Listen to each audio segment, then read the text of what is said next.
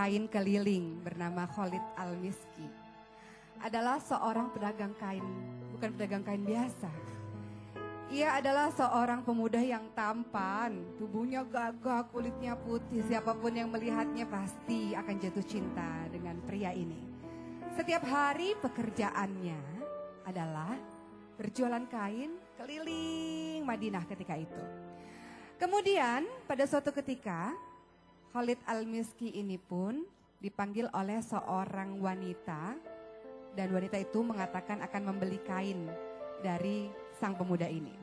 Maka sang pemuda ini memasuki rumah wanita tersebut dan menjajakan kain-kainnya. Namun apa yang terjadi? Sang wanita itu lantas dengan cepat langsung menutup pintu rumahnya dan mengunci pintu rumah tersebut. Dan sang wanita mengatakan, "Wahai pemuda, engkau tidak usah pura-pura. Aku ini wanita yang tercantik di kota ini. Dan aku adalah orang wanita yang sudah lama memandang rasa cinta terhadapmu. Seorang pemuda yang tampan sepertimu. Maka di ruangan ini tidak ada seorang pun. Kau bebas melakukan apa saja untukku dan aku bebas melakukan apa saja untukmu," kata wanita tersebut. Maka sang pemuda ini pun mulai merasa ketakutan karena godaan wanita yang sangat dahsyat. Ia lebih takut pada dirinya sendiri sebenarnya. Karena dia adalah laki-laki yang normal yang di hadapannya ada wanita yang sangat cantik. Kemudian ia teringat bagaimana kisah Nabi Yusuf alaihissalam. Kemudian ia mengingatkan pada wanita tersebut. Takutlah engkau kepada Allah. Orang mungkin tidak melihat tapi Allah maha melihat apa yang hendak kau lakukan terhadapku, kata laki-laki ini. Lalu wanita tersebut mengatakan, "Sudahlah, jangan pura-pura, kau bisa melakukan apa saja pada saat ini. Dan kalau engkau menolak, aku bisa saja berteriak dan orang-orang akan mengira bahwa engkau yang berniat jahat terhadapku. Engkau tidak bisa berlaku apa-apa terhadapku, engkau tidak punya kekuatan apa-apa," kata wanita tersebut. Maka laki-laki ini pun pada akhirnya mulai keringat dingin keluar dari tubuhnya. Ia berpikir keras bagaimana caranya agar ia bisa terhindar dari wanita tersebut. Maka ia pun pada akhirnya meminta izin pada wanita itu untuk ke kamar mandi. Dan wanita itu merasa senang. Ia berpikir mungkin sang pria tengah bersiap-siap.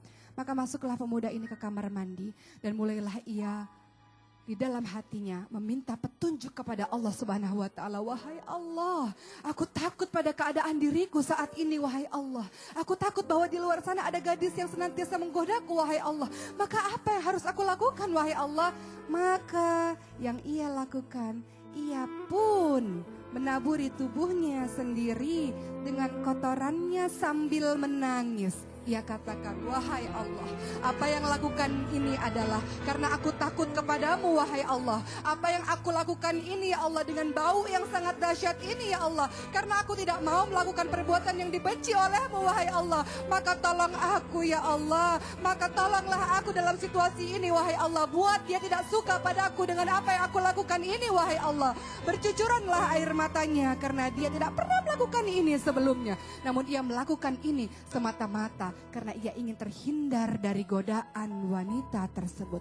Maka keluarlah sang pemuda ini dengan kotoran yang sangat banyak. Dan kemudian wanita tersebut merasa sangat takut. Dan ia mengatakan, "Ini adalah orang gila, keluar kau dari rumah ini," kata wanita tersebut. Maka sang pemuda ini pun pada akhirnya lari pulang menuju ke rumahnya. Dan semua orang di jalanan sibuk menertawakan dan mengatakan ia adalah orang gila.